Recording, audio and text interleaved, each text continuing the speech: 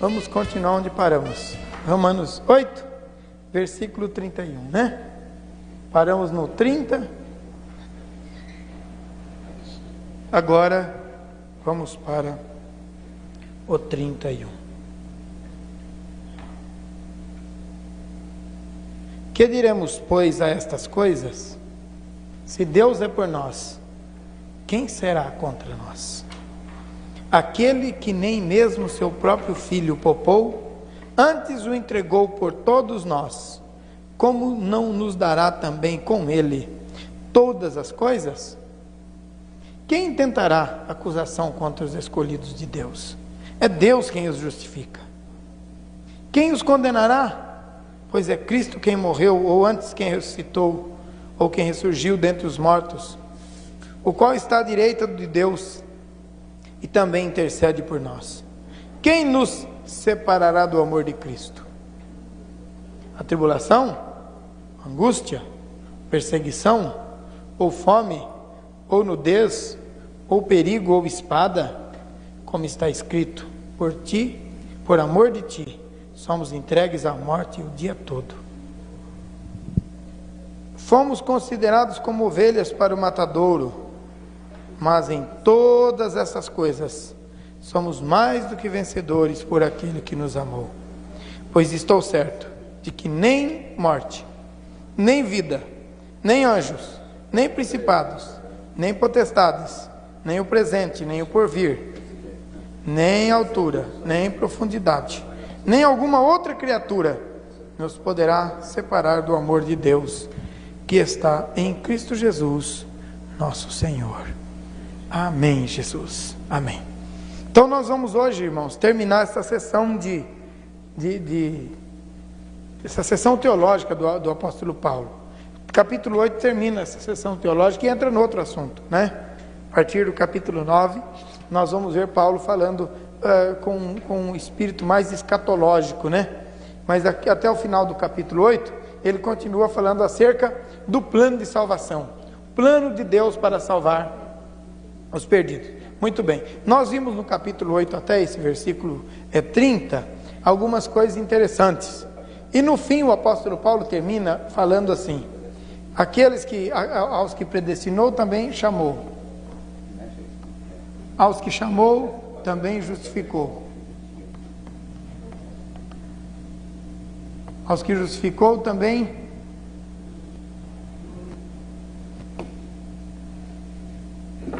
glorificou.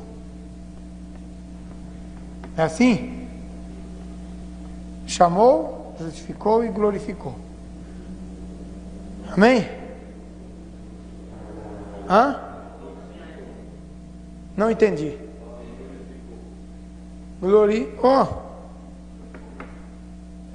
Isso aqui é glorificou. Glorificou. Chamou, justificou e glorificou. Então nós vimos na aula passada, na conversa nossa passada, que ele chamou em Cristo: vinde a mim todos vós que estáis cansados. Em Cristo ele chamou os pecadores à salvação. Ele justificou com o seu sangue. E ele glorificou com a sua ressurreição. Então tudo de Deus está pronto. Jesus disse: Pai, tudo está consumado. Então nós vemos que na cruz Jesus consumou todas as coisas. Está encerrado o expediente. Tudo que Deus tinha que fazer para salvar o homem está feito. Não há nada mais que Deus precisa fazer para salvar o pecador. Tudo está pronto. A função da igreja agora é levar essa verdade para o mundo, né? A função da igreja agora é levar essa mensagem para o mundo. Por quê? Porque o pecador, o pior dos pecadores, seja ele quem for, tenha o nome que tiver, habite onde habitar, ele é comprado pelo sangue de Jesus. Jesus morreu por ele. Por quê? Porque em Cristo ele nos chamou. Em Cristo ele chama os pecadores. No seu sangue ele justifica todos os pecadores. e na sua ressurreição Ele glorifica todos os pecadores. E agora veja, que diremos, pois? É a pergunta de Paulo, à vista dessas coisas. Se Deus é por nós, quem será contra nós? Quem poderá interromper, interceptar, impedir que esta salvação de Deus se propague? Quem poderá não estancar esta bênção de Deus? Essa é a pergunta do apóstolo. Olha, se ele não negou nem o seu próprio filho, versículos 31 e 32. Versículos 31 e 32. Se ele não nos negou nem o seu próprio filho, se ele nos deu até o filho, o que ele vai negar para nós? Será que aquele que deu o filho para morrer na cruz vai negar alguma coisa? Jesus disse: ora, se vós sendo maus sabeis dar boas dádivas aos vossos filhos, quanto mais vosso Pai Celestial vos dará a vida eterna, né? Quanto mais o vosso Pai Celestial.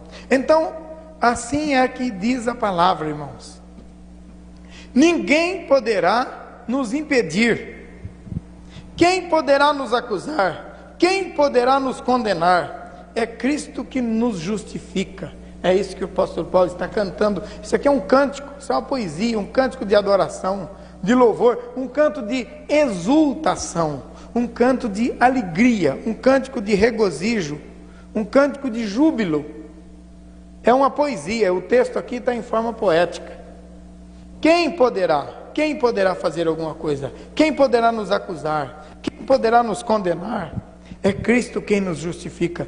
É Cristo que morreu, ou melhor, é Cristo quem ressuscitou. E agora é Cristo que está à destra do Pai. E é Cristo que intercede por nós.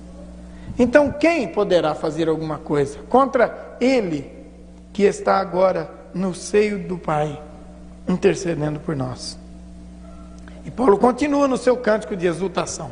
Quem nos separará do amor de Cristo? Aí ele vai muito forte no texto e ele fala: será a morte? A morte não pode nos separar do amor de Cristo. Então a morte para o cristão salvo não é nenhum bicho de sete cabeças.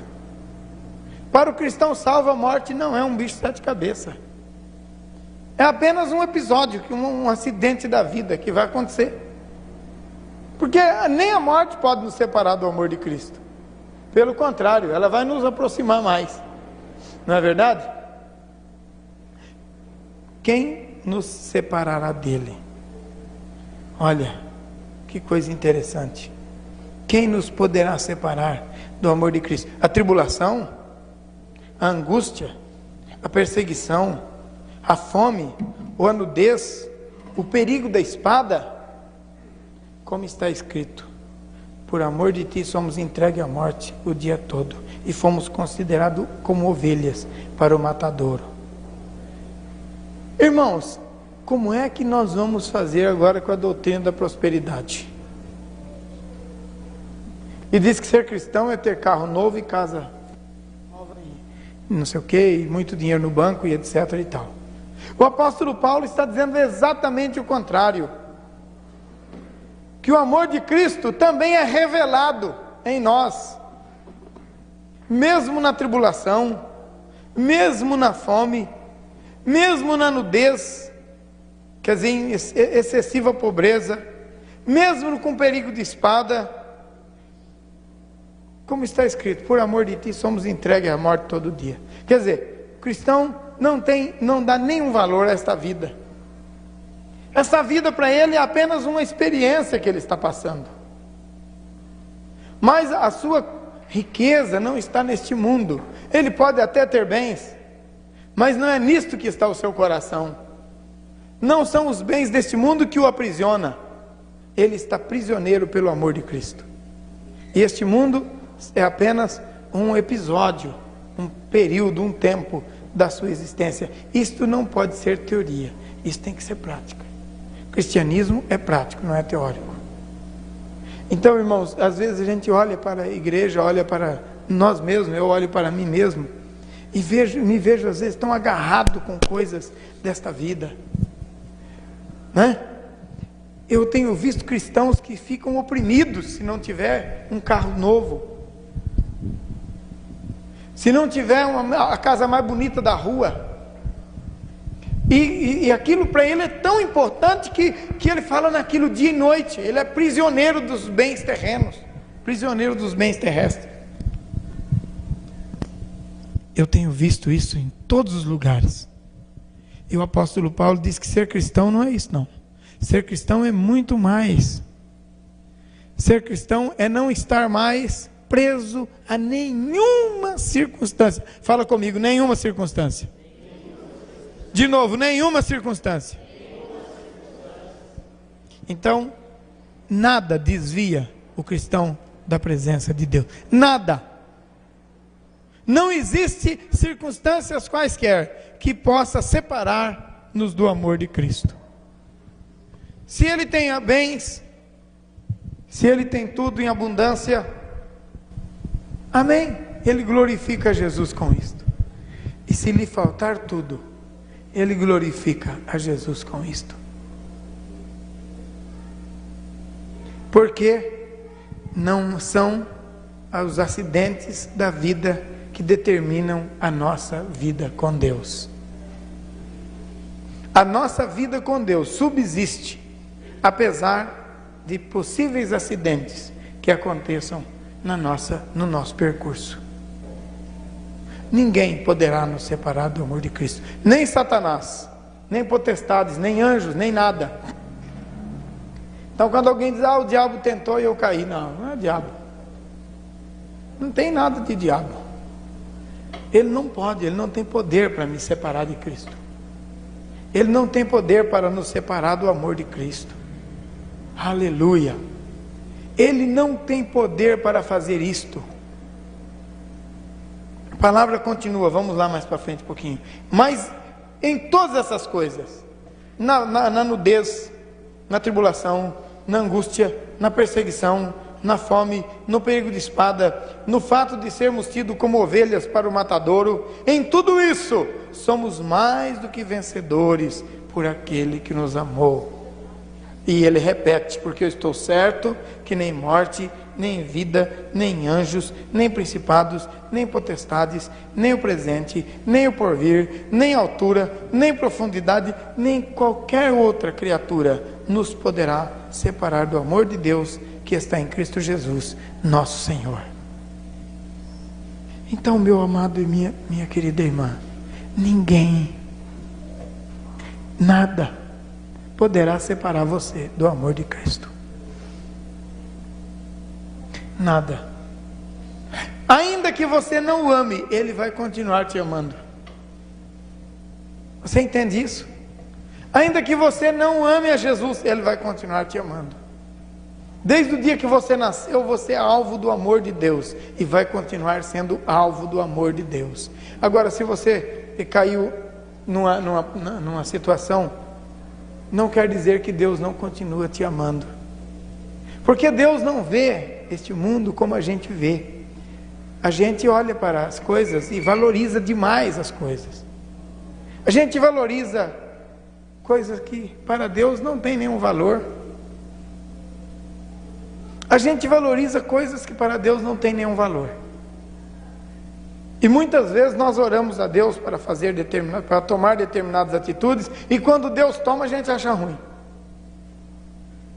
Eu repito aquela história daquela mãe que ora pelo filho que está desviado.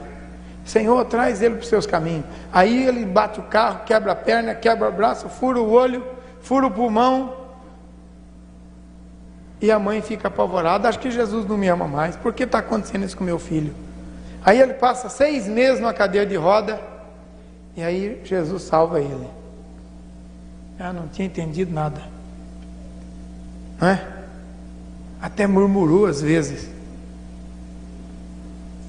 Às vezes a pessoa aceita Jesus hoje e morre amanhã, mas agora que meu filho aceitou Jesus, morreu. Está vendo? A gente valoriza diferente de Deus, né? A gente dá valor àquilo que não tem nenhum valor.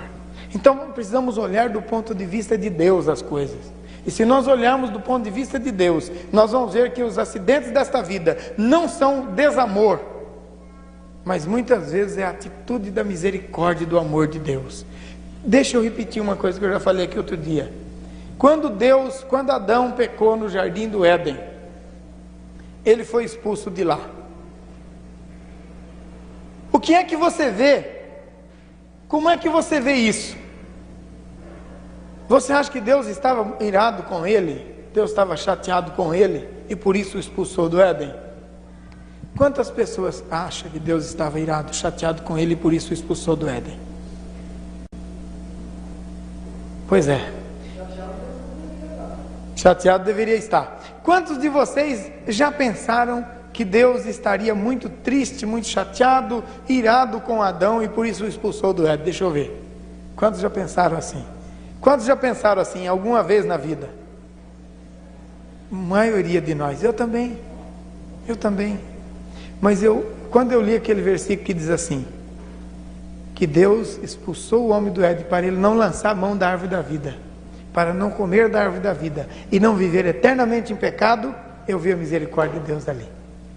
Foi um ato de amor. Expulsar Adão do Éden foi um ato de amor. Então permitir que o teu filho, ou teu marido, ou tua esposa, ou quem quer que seja, capota o carro e arrebenta todo mundo e arranca a costela e quebra a perna, pode ser um ato de amor de Deus. Mas que amor doido é esse? Mas é exatamente.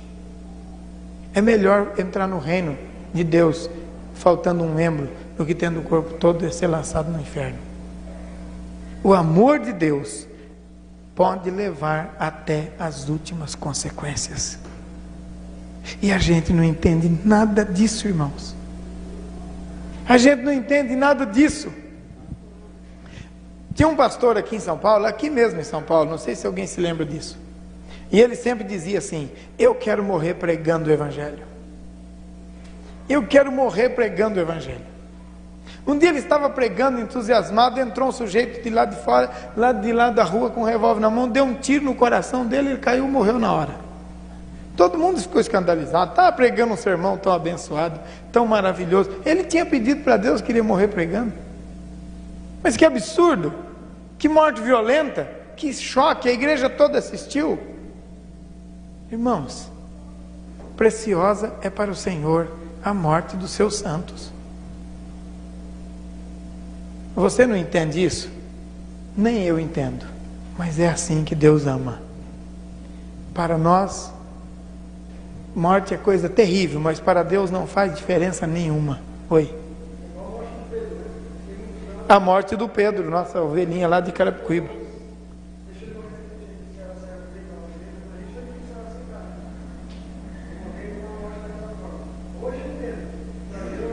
Não faz diferença, irmãos. Coloca isso no teu coração. Para Deus, estar vivo ou estar morto não faz nenhuma diferença. Não faz nenhuma diferença. Por quê? A morte é só um episódio, é só um acidente da vida. Oi.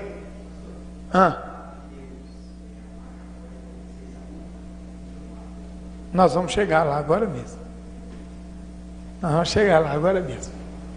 Vocês estão entendendo isso, irmãos? Dá um nó na cabeça da gente. Mas é assim. Amor de Deus vai até as últimas consequências. O amor de Deus vai até as últimas consequências. E eu não posso esquecer de como Deus respondeu a minha oração salvando meu pai 3 meses antes de morrer. Não deu tempo nem de batizá-lo, mas não morreu sem receber, por causa da nossa oração. Oramos. Deus, irmãos, interessante, Deus mandou um pastor lá, não sei de qual igreja, não sei até hoje o nome da igreja, armar uma barraquinha de encerado, pertinho da casa do meu pai. Uma barraquinha de encerado, assim cabiam umas 30 pessoas, e começou a pregar o evangelho ali. Meu pai passou lá com a sanfoninha dele que eu tinha dado para ele, e o pastor carismático começou a conversar com ele, e falou com ele: por que você não vem aqui tocar com a gente e tal, né? Mas meu pai podia até ir tocar, mas estava numa cachaça que só misericórdia de Deus, né? E o meu pai gostou da ideia. Eu vou treinar um hino então. Aí começou a treinar, foi na cruz, é o primeiro hino que todo mundo toca, né? Aí tocou para o pastor escutar, o pastor elogiou, mas que beleza, o senhor tocava mal para burro, mas que beleza, o senhor não está muito bom, tal, né? Ele estava já com as mãos meio duras, mas aí ele foi lá e tocou na igrejinha lá do pastor, foi na cruz, depois prendeu Saudosa Lembrança, foi lá, tocou Saudosa Lembrança na sanfoninha dele, e o pastor cativou, ele ganhou ele para Jesus, ele aceitou Cristo e morreu com 3 meses. A barraca do pastor desmanchou e sumiu. Nunca mais foi lá naquele lugar. Foi só para ganhar meu pai, foi lá só para isso. Ganhou, morreu no dia do sepultamento. O pastor estava lá com as ovelhas dele lá, uns 10, 15 irmãozinhos lá. E eu nunca mais vi falar nessa igreja. Só foi lá, armou a barraquinha, ganhou meu pai, desarmou a barraca e sumiu. Até hoje. Não sei para onde foi. Mas eu orava, Deus, eu estou trabalhando na tua obra. E os meus? Quem vai ganhar? E o Senhor prometeu, cuida da minha obra, que eu cuido dos seus. E não morreu nenhum sem salvação. Amém, irmãos? E agora meu irmão está desviado, está no mundo e tal. E eu não duvido que uma hora possa acontecer algo terrível com ele. Porque Deus está com ele no anzol. Para salvar por causa da oração, do clamor, da nossa súplica, dia a dia, sabe? Dia após dia. Deus tem misericórdia, Deus tem misericórdia. E vamos orando, e vamos orando, e vamos orando. Minha mãe ora, minha irmã ora, o outro irmão ora. Né? Eu acho que é o que ora menos por ele. Já orei tantos anos, né? Mas Deus vai fazer algo, porque Deus é fiel. Agora como? Não sei, do jeito que Ele quiser. Quando você orar por alguém, entregue assim na mão de Deus. Não fique com medo que Deus vai agir com ele ou com ela, não, porque Deus pode tomar uma atitude radical para trazê-lo ou para trazê-la. Isso não é desamor, isso é o grande amor de Deus. Aleluia.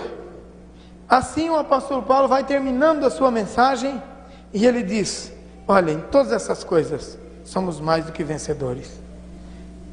O cristão é o único que vence enquanto morre. O cristão é o único soldado que vence enquanto morre. O exército do povo de Deus é o único exército do mundo que morrendo está vencendo. Entende? Quando um exército vai para a guerra e morre todo mundo, foi uma derrota horrorosa, terrível. Mas o povo de Deus vai para a batalha e até a morte é vitória. Até a morte é vitória. Tudo é vitória. Quem nos separará do amor de Cristo? Coloca isso no teu coração. Não há nada que nos separe dele. Que privilégio nós temos. Amém? Agora vamos entrar no capítulo 9. O capítulo 8 foi só para encerrar a conversa de Paulo. Só para mostrar como ele termina esse texto. Como ele termina esse assunto. Que ele trouxe desde o capítulo 2. Né? A mensagem da salvação, que todos pecaram e destituídos estão da glória de Deus, mas Deus é misericordioso, e Deus salvou Abraão pela fé. Abraão creu em Deus e isso lhe foi imputado por justiça. Aí depois vem o capítulo 4, mostra tudo isso. Vem o capítulo 5, justificados pois pela fé, temos paz com Deus, né? Mediante Cristo Jesus, etc e tal, e vai, capítulo 6, viveremos nós no pecado, para que a graça seja abundante? De modo nenhum. Conviveremos nós no pecado, nós que para ele morremos. O 7, Paulo diz: olha, quando eu estava ligado à lei, eu estava desligado de Cristo, porque a lei me segurava. Agora que eu desliguei-me da lei pela fé em Cristo, venci, né? E ele me livrou do corpo desta morte, o defuntão fedorento que eu falei com vocês aí, né? Aí capítulo 8, a vitória. Como é que nós alcançamos a vitória? Deixando o pecado, santificando a nossa vida, oferecendo os nossos membros em sacrifício a Deus, como nós oferecemos no passado para o pecado, agora oferecemos a Deus para a justiça e para a glória dele. Capítulo 8, capítulo 9. Capítulo 9 agora entra um assunto novo, um assunto diferente.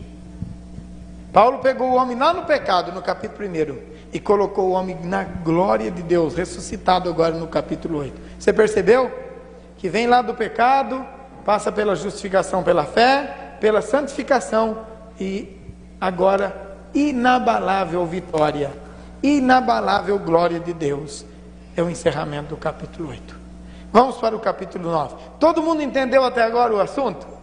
Quem está aqui desde o primeiro estudo bíblico? Deixa eu ver. Tem uma turminha até boa, que está aqui desde o primeiro. Ótimo. Quem pegou 90%? Deixa eu ver.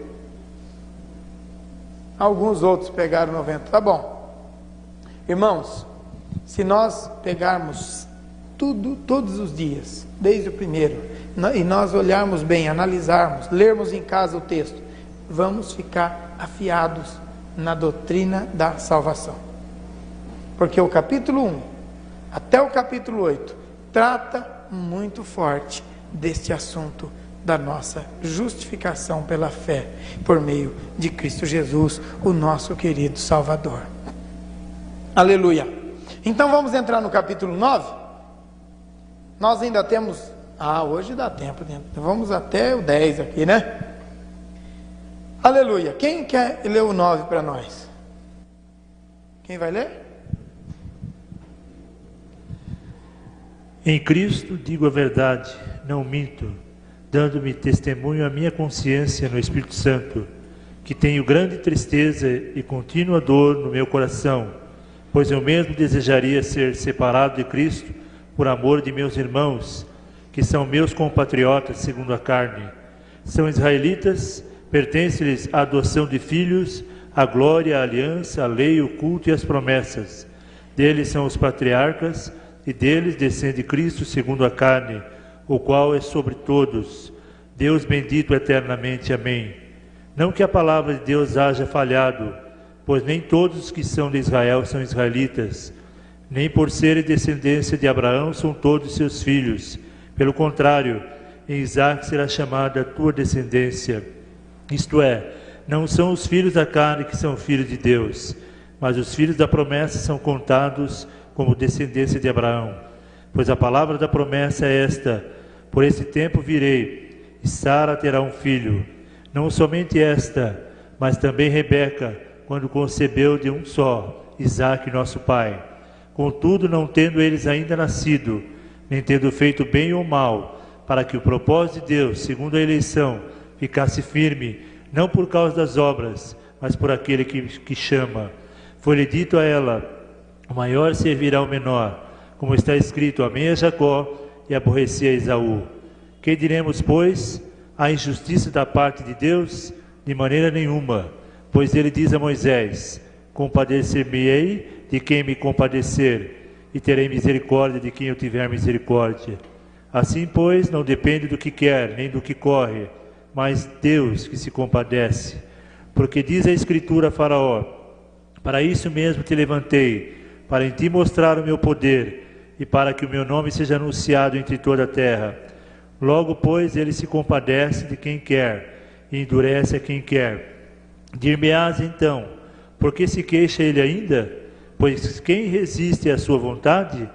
Mas, ó homem, quem és tu, que a Deus replicas? Dirá a coisa formada o que a formou: por que me fizesse assim? Ou não tem o oleiro poder sobre o barro, para da mesma massa fazer um vaso para a honra e outro para a desonra? E que direis se Deus, querendo mostrar a sua ira e dar a conhecer o seu poder, suportou com muita paciência os vasos da ira, preparados para a perdição, a fim de que também desse a conhecer as riquezas da sua glória, os vasos de misericórdia, que para a glória já dantes preparou, os quais somos nós a quem chamou, não só dentre os judeus, mas também dentre os gentios? Como diz em Oséias: chamarei meu povo ao que não era povo, e a amada a que não era amada. No lugar em que lhes foi dito: vós não sois meu povo, aí serão chamados filhos do Deus vivo. Isaías clamava acerca de Israel: ainda que o número dos filhos de Israel seja como a areia do mar, o remanescente é que será salvo. Pois o Senhor executará a sua palavra sobre a terra, completando-a e abreviando-a. Como antes disse Isaías: se o Senhor dos exércitos não nos deixará descendência, teríamos sido feitos como Sodoma e seríamos semelhantes a Gomorra. Que diremos, pois, que os gentios que não buscavam a justiça alcançaram? Sim, mas a justiça que vem da fé. Mas Israel, que buscava a lei da justiça, não chegou a atingir essa lei. Por quê? Não a buscavam pela fé, mas como pelas obras da lei. Tropeçaram na pedra de tropeço, como está escrito: vede, eu ponho em Sião uma pedra de tropeço e uma rocha de escândalo, e todo aquele que nela crer não será confundido. Amém. Aleluia. Glória a Deus. Nossa luz é muito pequena. Agora ele vai falar sobre a situação dos israelitas, que apesar de serem filhos da promessa, apesar de terem tudo para serem salvos, eram perdidos. Isto era um escândalo, isto era uma vergonha, e até hoje é. Várias pessoas já me perguntaram: pastor, o povo lá de Israel, eles devem ser abençoados, um povo assim, muito fiel a Deus. Eu disse: não, eles nem creem em Jesus. Mas como eles moram lá, eles sabem que aconteceu tanta coisa lá, sabem?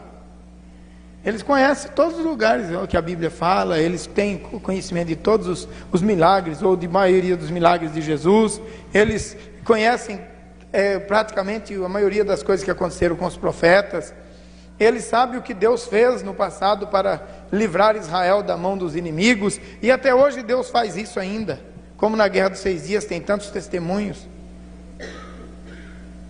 E por que eles não creem?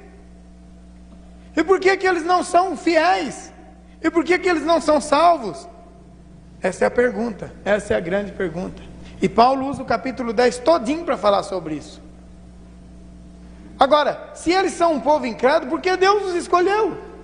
Por que não escolheu outro povo que fosse mais fiel? Por que Deus escolheu os judeus que mataram o seu filho, Jesus? Qual o motivo que Deus fez isso? E então ele vai falar sobre tudo isso. Olha, são israelitas, são filhos da promessa, geraram até Jesus, são os pais dos profetas, deles procederam os profetas e até a Bíblia, e no entanto pregaram Jesus na cruz. Agora, por que Deus escolheu Israel e não outro povo? O apóstolo Paulo responde: porque Deus é soberano, Ele escolheu o que Ele quis, Ele não discute a questão. Acaso pode o barro dizer para o oleiro: faz assim ou faz assado? Deus escolheu Jacó e aborreceu Esaú porque Ele quis. Ele não fez uma escolha pelo melhor, Ele fez uma escolha de acordo com aquilo que Ele quis fazer. Agora, esta escolha não é para a salvação. Esta escolha é para o ministério. Essa escolha é para a promessa de levar a mensagem de Deus até os confins da terra. E a Bíblia não diz em nenhum lugar que aqueles que pregam o Evangelho é que serão salvos. O que é que a Bíblia diz? Aquele que crê no Senhor Jesus será salvo. A Bíblia diz até o contrário, que muitos naquele dia dirão: Senhor, em teu nome fizemos tanta coisa. E Ele vai dizer: apartai-vos de mim, vós que praticais a iniquidade, porque eu não vos conheço. Então não são os pregadores do Evangelho os homens mais santos da terra, os escolhidos ou privilegiados diante de Deus.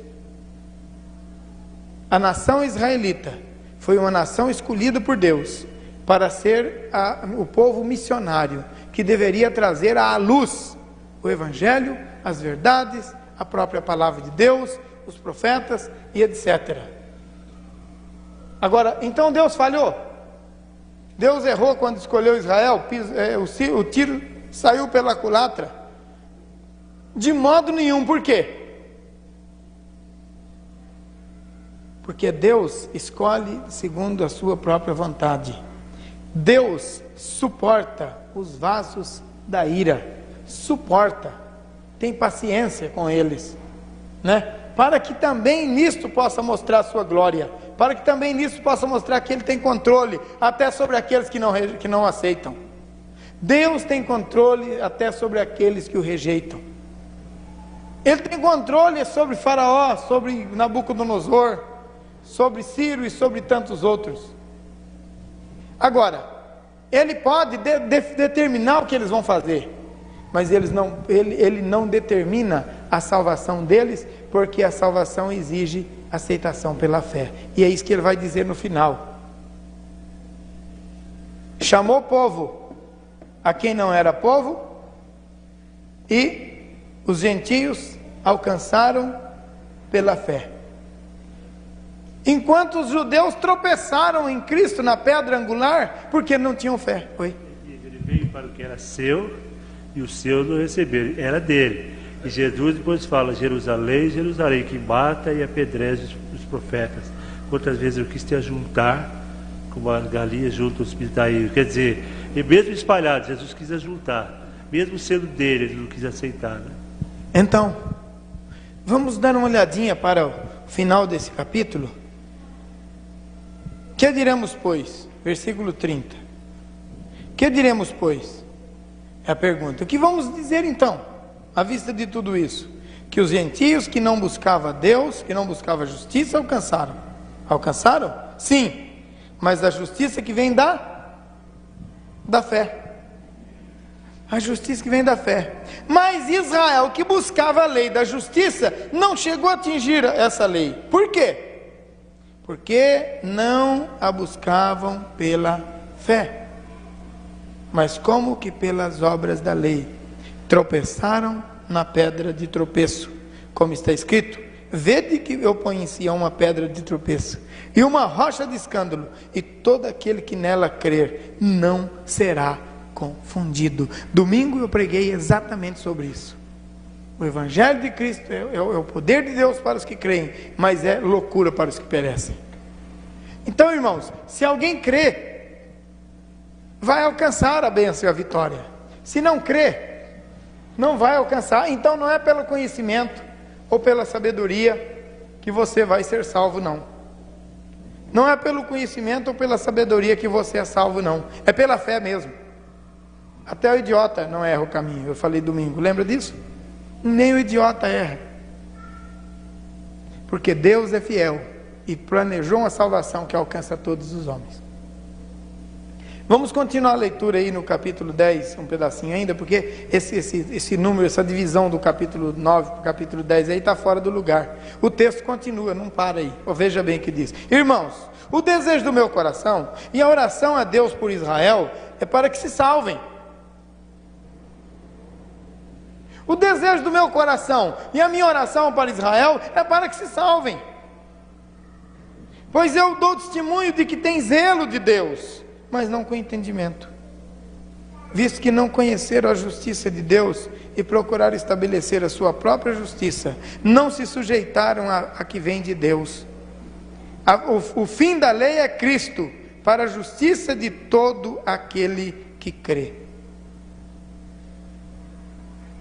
O fim da lei é Cristo, para a justiça de todo aquele que... Então, todo o Velho Testamento aponta para Jesus, são sombras do Novo, e mostra que Jesus viria, e que quem crê nele não será confundido. Então você pode pegar a Bíblia e você pode andar de ponta a ponta, você vai encontrar exatamente isso. Todo o Velho Testamento aponta para Jesus. E quem nele crê não será condenado. E Abraão creu pela fé e isso lhe foi imputado por justiça. E quem não creu, se perdeu. Não tem judeu, não tem gentil, não tem nada. A eleição dos israelitas não lhes deram o direito de vida eterna. A eleição dos israelitas serviu para o trabalho, mas não serviu para a salvação. Porque para a salvação eles precisavam crer em Jesus. Maria recebeu essa bênção, porque disse: a minha alma se engrandece ao meu Deus, o meu Salvador. Creu no próprio filho que ia sair do seu próprio ventre. Por isso, Maria foi salva. Maria foi uma mulher muito inteligente, porque ela ia gerar o Filho de Deus.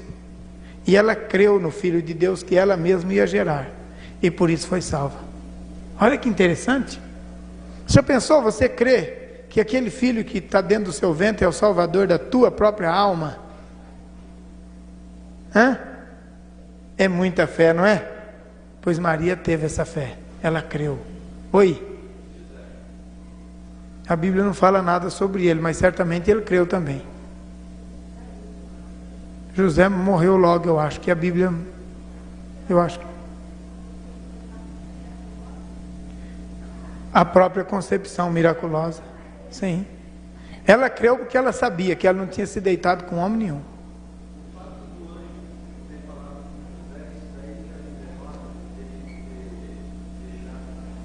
Sem dúvida. Por causa da palavra de Deus é que ele não deixou. O anjo falou com ele naquela noite, né? E ele creu. Ele era participante da mensagem. José participava da mensagem. José creu, né? Maria creu, José creu, Zacarias creu, Ana creu, Simeão creu e outros tantos creram que aquela criança seria o salvador do mundo. Poderia, sem dúvida, sem dúvida. Parece que domingo eu estava falando sobre o assunto que nós íamos mexer hoje, né? Mas, meus amados, vejam bem que coisa interessante. Então, irmãos, os judeus não têm nenhum privilégio, porque se não crerem, serão condenados da mesma forma, porque Deus não faz acepção de pessoas. É isso que Paulo está falando aqui agora, né? Os judeus estão lá, e se eles não crerem, eles se perdem também. Não são eleitos para a salvação, são eleitos como povo da promessa. Promessa de que teriam aquela terra, promessa de que seriam os mensageiros que levariam esta mensagem para o mundo inteiro. Bom, vamos olhar mais um pouquinho aqui. Versículo 5. Moisés descreve a justiça que é pela lei, dizendo: o homem que fizer estas coisas viverá por elas.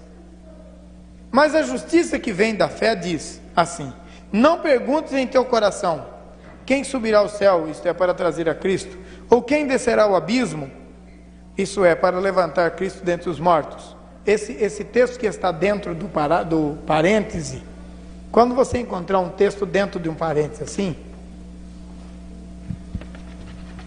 esse texto não está no original. Esse texto foi uma forma de explicar o assunto, que os editores lá dos primeiros textos encontraram. E especialmente nesse texto, eu acho que ele não explicou nada. Eu prefiro até ler sem esse parêntese aí. Então eu prefiro ler assim, ó: não perguntes no teu coração quem subirá ao céu ou quem descerá ao abismo. Quer dizer, não fica questionando as coisas, mas que diz? A palavra está junto de ti, está na tua boca e no teu coração. Isto é a palavra da fé que pregamos. Quer dizer, a fé não questiona. A fé não fica questionando as coisas. A fé apenas crê. A fé apenas crê. Mas que diz? A palavra está junto de ti, está na tua boca e no teu coração. Isto é, a palavra da fé que pregamos. Se com a tua boca confessares a Jesus como Senhor, e em teu coração creres que Deus ressuscitou dentre os mortos, serás salvo. Simples. Simples e fácil, né? Pois, com o coração se crê para a justiça, e com a boca se faz confissão para a salvação. Domingo agora, algumas pessoas vieram aceitar a Cristo como Salvador. Eu não fiz nada a não ser levá-los a confessar Jesus com a boca. Já haviam crido com o coração, confessaram com a boca, e pronto, a salvação deles está garantida. Receberam a Jesus como Salvador. Agora a vida deles é uma vida nova. Quando eles saíram daquela porta para fora, uma vida nova os acompanhou. E agora, quando eles fizerem qualquer coisa que está fora do plano de Deus, eles vão sentir mal, porque o Espírito de Deus vai começar a falar com o coração deles, porque eles tomaram a decisão por Jesus. Não é à toa que, quando vocês olham no boletim da igreja, está escrito: Primeira Igreja Presbiteriana Renovada, e embaixo tem uma frase. Como é que está escrito na frase? Como é que é? exato, onde uma vida nova espera por você. Esta frase é uma frase muito importante, porque uma vida nova realmente espera por alguém aqui, porque pregamos o Evangelho de Jesus, e quem recebe Jesus tem uma vida nova. Oi?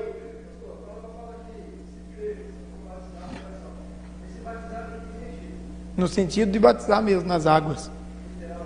Literalmente. Literalmente. Se crer e for batizado, será salvo. Crê para a salvação e batiza para a obediência. Meu pai. Não deu tempo. Absolutamente não. Porque não é o batismo que salva. É a fé. Você crê e é salvo. Se você tem chance de batizar, não precisa batizar. Por quê? Porque quem crer e for batizado será salvo. Ah, mas eu já fui batizado quando era criança. Não vale nada. Não vale nada. Mas por que não vale? Porque a Bíblia diz, ide por todo mundo, Jesus falou, ide por todo mundo, pregar o Evangelho a toda criatura. Quem crer e for batizado, não é quem for batizado e crer. Pastor, mas a ordem dos caminhões não altera o viaduto. Nesse caso altera. Neste caso altera. Por quê? Porque você crê, se arrepende, confessa, deixa, recebe o batismo e está pronto. Entende? O batismo é o símbolo da morte da velha natureza. É o símbolo da morte do velho homem e da ressurreição de uma nova vida. Agora eu pego uma criança de 30 dias, levo lá na igreja presbiteriana ou na igreja católica, onde quer que seja, e batizo. Aquela criança não entende absolutamente nada. Ele não sabe de nada. Ele nem tem pecado. Batismo é símbolo de sepultamento de pecado, ressurreição de uma vida nova. Ele não pecou ainda. Para que serve esse batismo? Ele não creu ainda.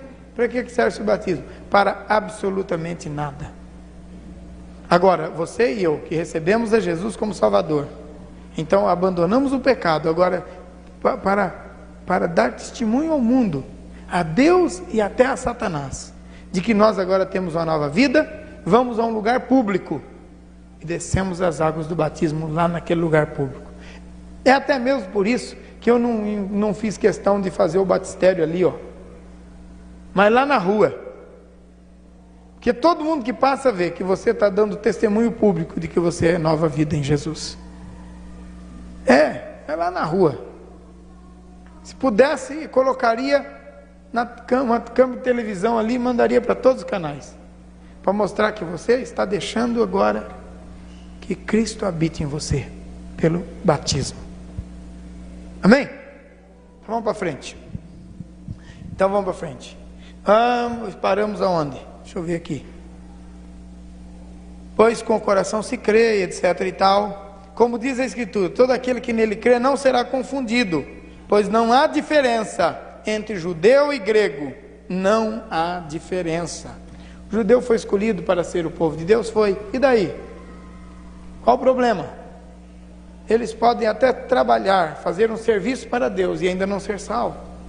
Porque a salvação é pela fé, aquele que crê.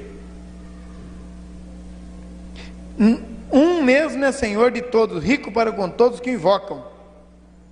Porque todo aquele que invocar o nome do Senhor será salvo. Como, pois, invocarão aquele a quem não creram, em quem não creram? E como crerão naquele de quem não ouviram? E como ouvirão se não há quem pregue? E como pregarão se não forem enviados? Como está escrito, quão formosos são os pés dos que anunciam a paz, dos que anunciam coisas boas. Aqui está a missão da igreja. Aqui está a missão da igreja. Irmão, por favor, em nome de Jesus, tome a decisão. Comece a se preocupar com a sua vida de trabalho no reino de Deus. Nós estamos trabalhando e lutando para implantar o trabalho de células na igreja. Por que isso? Porque a célula dá oportunidade para todo mundo trabalhar juntos para Jesus. Se você não entrar, você não vai produzir. Se você não entrar, você não vai dar resultado. Se você não entrar num plano de evangelismo, célula, irmãos, não é nada mais, nada menos do que um plano de evangelismo. Célula é um plano evangelístico que nós começamos a desenvolver na igreja. Olhe para isto com carinho e comece a fazer parte. Olhe para isso com carinho e comece a trabalhar para Deus. E Deus certamente vai te dar vitória.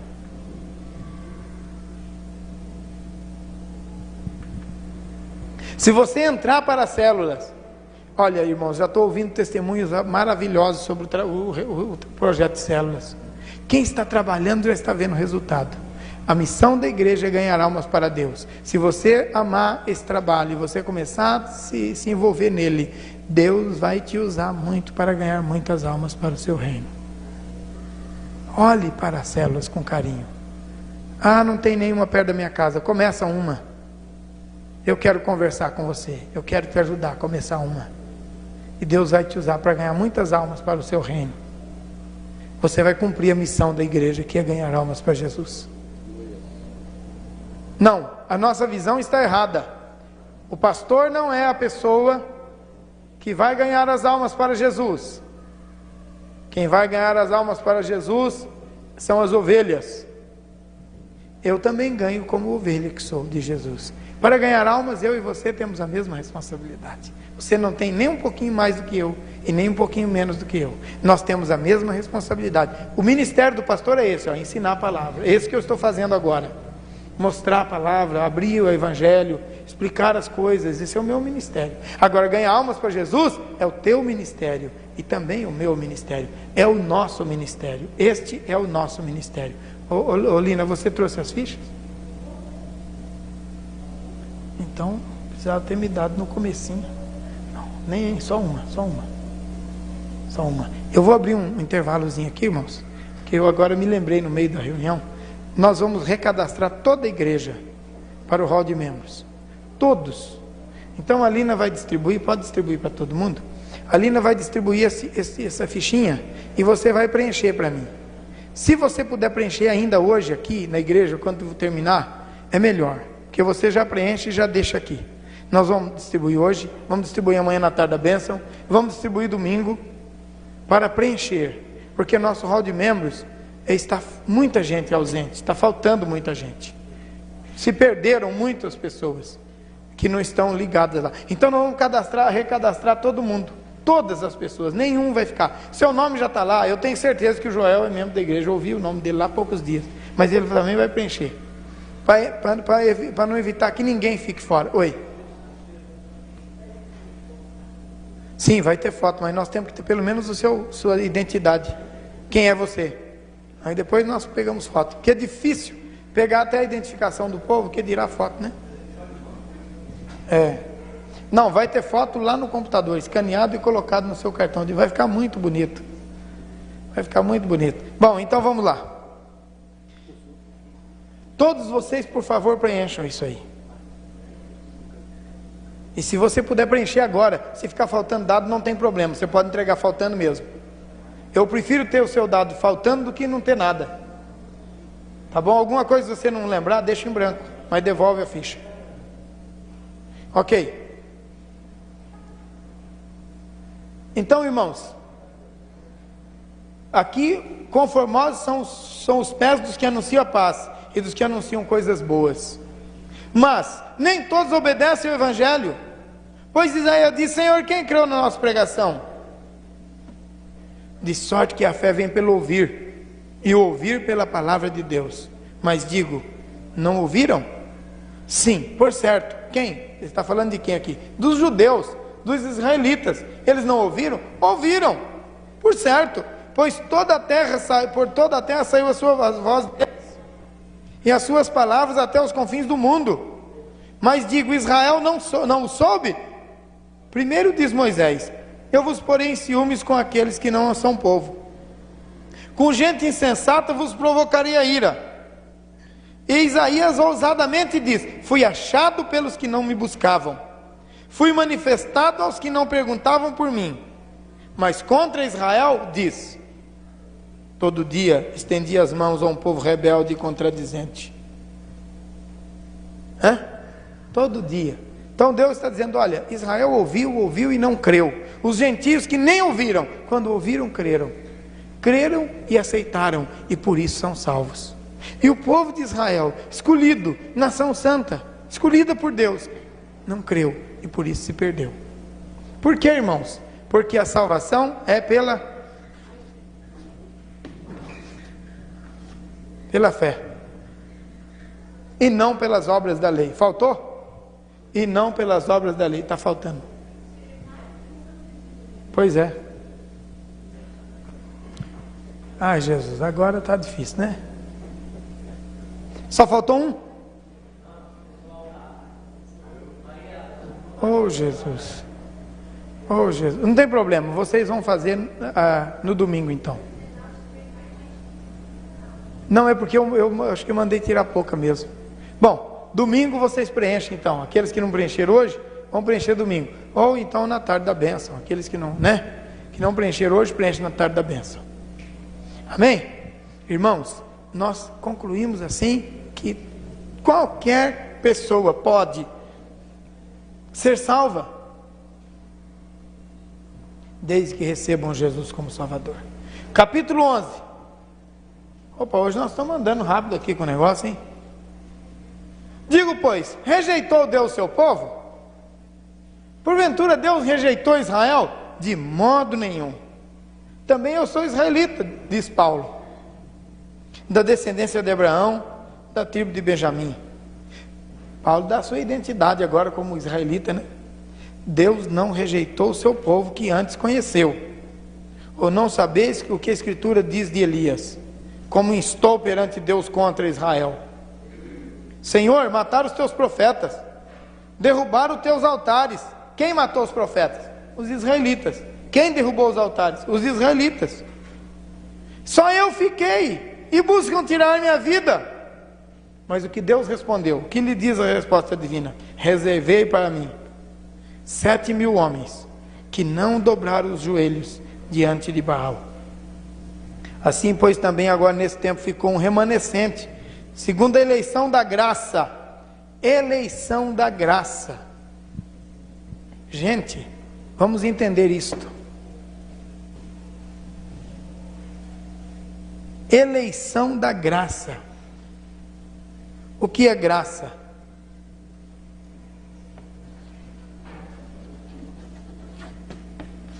Eleição da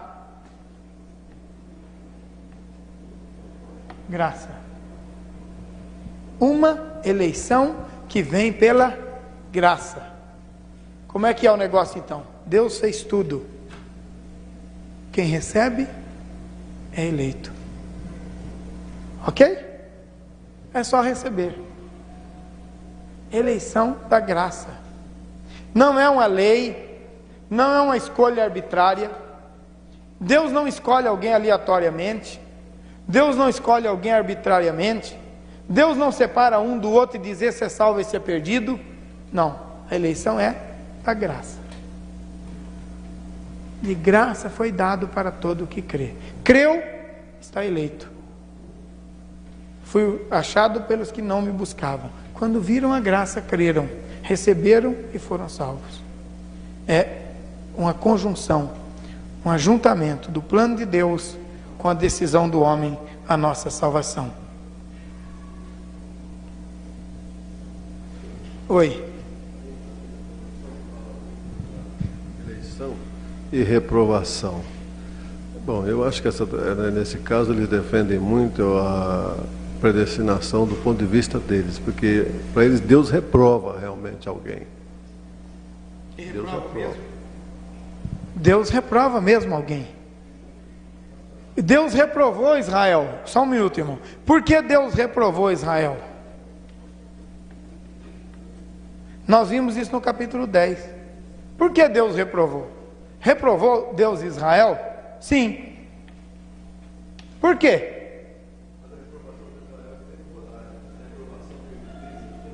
Não é temporária.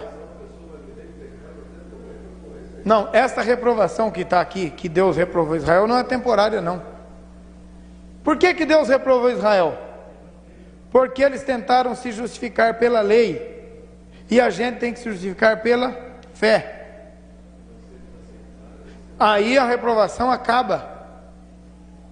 Aí a reprovação acaba. Lembra que nós vimos Ezequiel 18 semana passada? É só você olhar Jeremias 18 também, você vai ver a mesma coisa. É incrível, vai ser capítulo 18 também. Oi.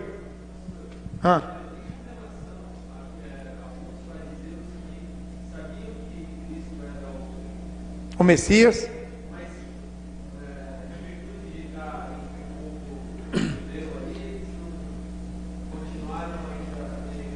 Eles estão perdidos. Sabe por quê? Porque a Bíblia, a palavra de Deus diz: não terás outros deuses diante de mim.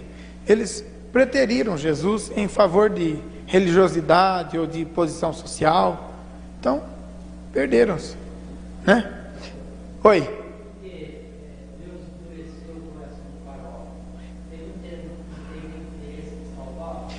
Deus não endureceu o coração de Faraó para não ser salvo. Deus endureceu o coração de Faraó. Exatamente. Deus não endureceu o coração de Faraó a ponto de Faraó não poder salvar-se. Se Faraó creu em Deus, foi salvo. Entende? Aquilo foi um trabalho apenas, um serviço. Compreende? Agora deixa eu dizer para você, dando uma olhadinha nos originais hebraicos, você vai ver o que está escrito lá.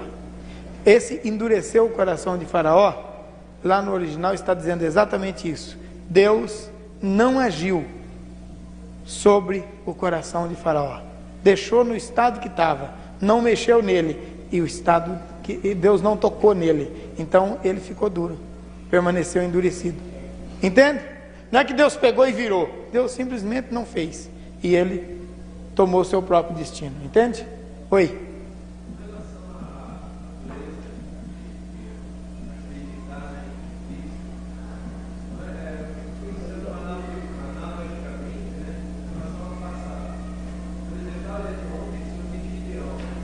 Gideão.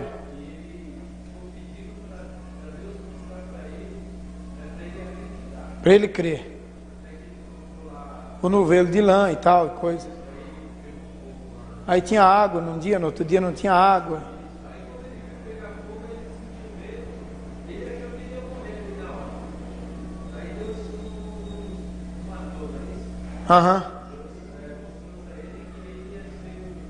Vencedor.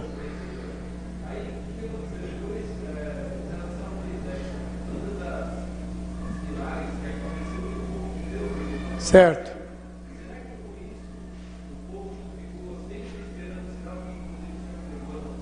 Os judeus pedem um sinal e os gregos buscam sabedoria.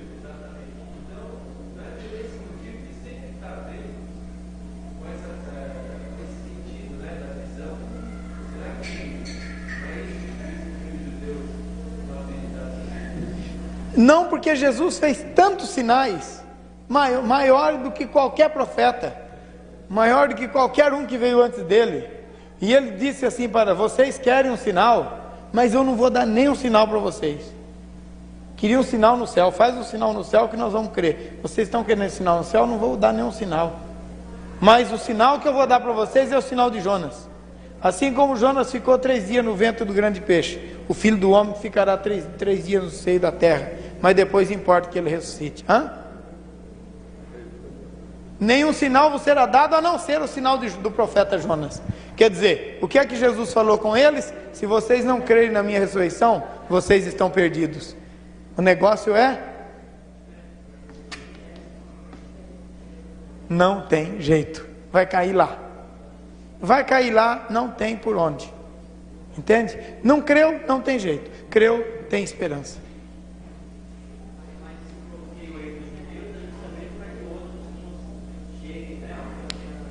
Se os judeus não tivessem bloqueado, eles teriam evangelizado o mundo. Como eles bloquearam, então Deus agiu de outra maneira para salvar o mundo. Substituiu Israel pela igreja. O advento da igreja, de vocês, de nós aqui, é em consequência de Israel não ter cumprido o plano de Deus para eles. A igreja não ia existir do jeito que ela é, se Israel tivesse cumprido o plano de Deus. Nós seríamos salvos, porque os judeus haveriam de evangelizar-nos, haveriam de trazer a mensagem para nós. Agora Deus pegou a igreja e colocou no lugar de Israel, como agente da salvação no mundo. O enxerto, nós vamos chegar lá na próxima reunião. A igreja foi colocada no lugar de Israel, nós vamos ver isso na próxima reunião. Quando a igreja sair, ele volta a tratar com Israel, né? Exatamente. Vocês estão chegando lá na frente já, né? Vocês estão enxergando lá na frente. E de fato é isso mesmo. Deus colocou a igreja no lugar de Israel. Vamos terminar esse capítulo 11 aqui? Dá para terminar hoje. Que diremos? Versículo 6. Mas se é pela graça, já não é pelas obras. De outra maneira, a graça já não é graça. Que diremos, pois, que Israel buscava e não alcançou, mas os eleitos o alcançaram, e os outros foram endurecidos, como está escrito: Deus lhes deu espírito de entorpecimento, olhos para verem e ouvidos para não verem e ouvidos para não ouvirem até o dia de hoje. E diz Davi: torne-se-lhes a mesa em laço e armadilha, em tropeço e retribuição. Escureçam-se os olhos para não verem, encurvem-se-lhe continuamente as costas. Digo, pois, tropeçaram para que caíssem?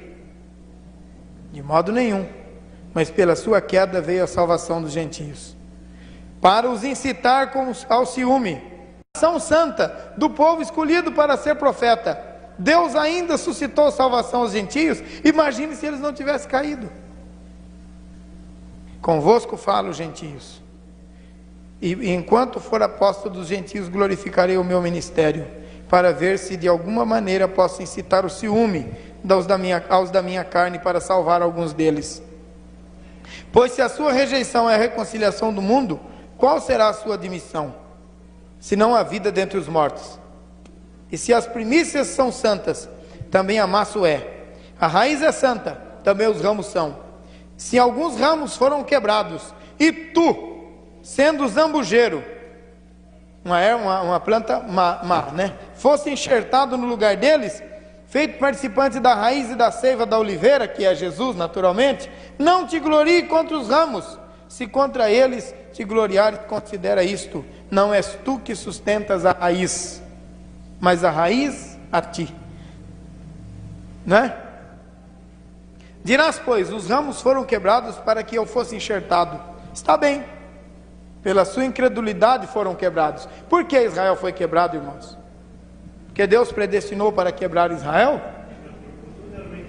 Pela sua incredulidade. Não podemos nos gloriar. Israel foi quebrado por causa de quê? Por causa da sua incredulidade. Está bem, pela sua incredulidade foram quebrados. E tu estás em pé pela fé, não te ensoberbeças, mas teme. Olha que coisa interessante, nem precisa explicar, é só ler. E eu estou lendo no versículo 20, capítulo 11, versículo 20. Daí para frente. Pois se Deus não poupou os ramos naturais, teme que não poupe também a ti. Considera, pois, a bondade e severidade de Deus. Para com os que caíram, severidade, mas para contigo, bondade de Deus, se permaneceres na sua bondade. Do outro modo, também tu serás cortado. Então é possível que alguém que está na fé se rebele e caia da fé e se perca. Está vendo? Não há predestinação absoluta de Deus aqui. A predestinação do lado divino está definitiva, mas você pode separar-se do amor de Cristo por uma única pessoa, você mesmo. Ninguém poderá, só você.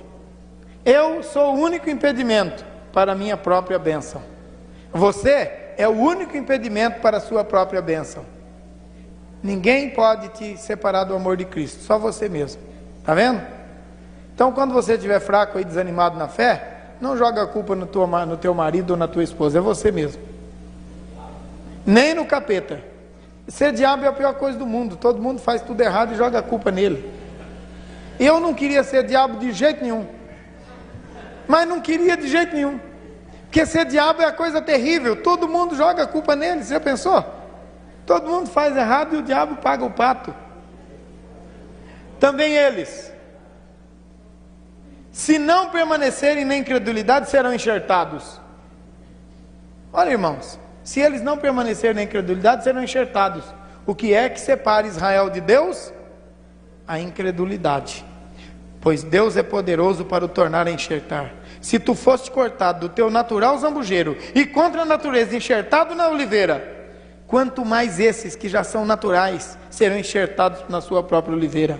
Não quero, irmãos, que ignoreis este segredo, que para que não presumais de vós mesmos, que o endurecimento veio em parte a Israel até a plenitude dos gentios, até que a plenitude dos gentios haja entrado. E assim todo Israel será salvo, como está escrito: de Sião virá o libertador. Os que estiverem vivos no dia da volta de Jesus reconhecerão, dobrarão os seus joelhos e entrarão para a fé em Jesus. De Sião virá o libertador, e desviará Jacó das suas impiedades. Aqui é profético, é escatológico. Esta será a minha aliança com eles, quando eu tirar os seus pecados. Assim que quanto ao evangelho, são inimigos da causa, por causa de vós. Mas quanto à eleição, amados por causa dos patriarcas. Pois os dons e a vocação de Deus são irrevogáveis. Assim como vós também outrora fosse desobediente a Deus, mas agora alcançasse misericórdia pela desobediência deles, assim também esses agora foram desobedientes, para igualmente alcançarem misericórdia pela misericórdia a vós demonstrada. Pois Deus encerrou todos debaixo da desobediência, a fim de usar para com todos de misericórdia. E ele termina o capítulo com outro hino de adoração, porque aqui ele vai encerrar o assunto sobre Israel. Ó profundidade das riquezas, tanto da sabedoria como da ciência de Deus! Quão insondáveis são os seus juízos e quão inescrutáveis os seus caminhos! Quem compreendeu a mente do Senhor? Ou quem foi o seu conselheiro? Ou quem lhe deu primeiro a ele para que lhe seja recompensado? Porque dele, e por ele, e para ele são todas as coisas. Glórias, pois, eternamente a ele. Amém. Terminou o assunto. A mensagem acabou. Agora ele vai começar outra mensagem. Hoje nós vimos o fim de uma outra inteira, e agora ele vai pregar outro sermão daqui para frente, e nós vamos ver esse sermão na próxima semana.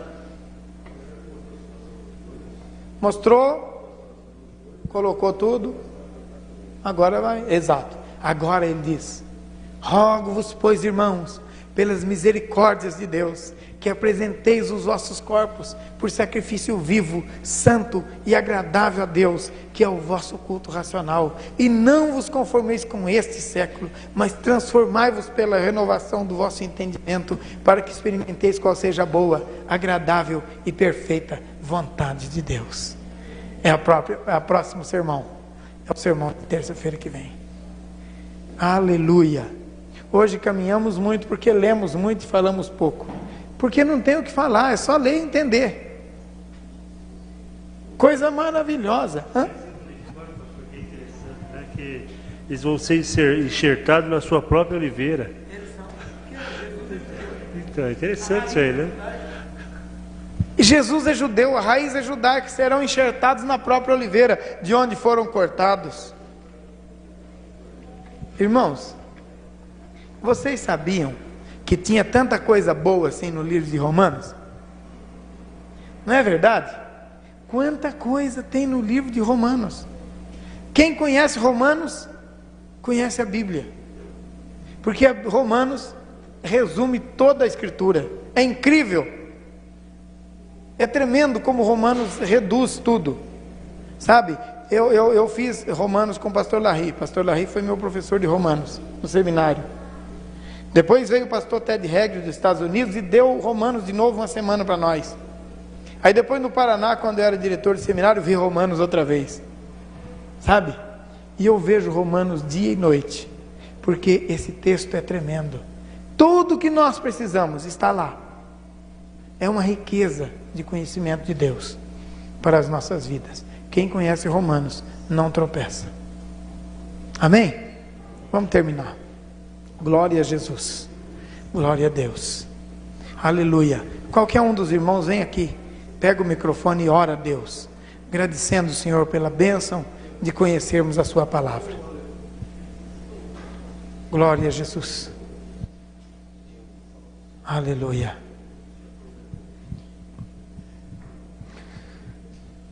Pai, nós te adoramos, Senhor.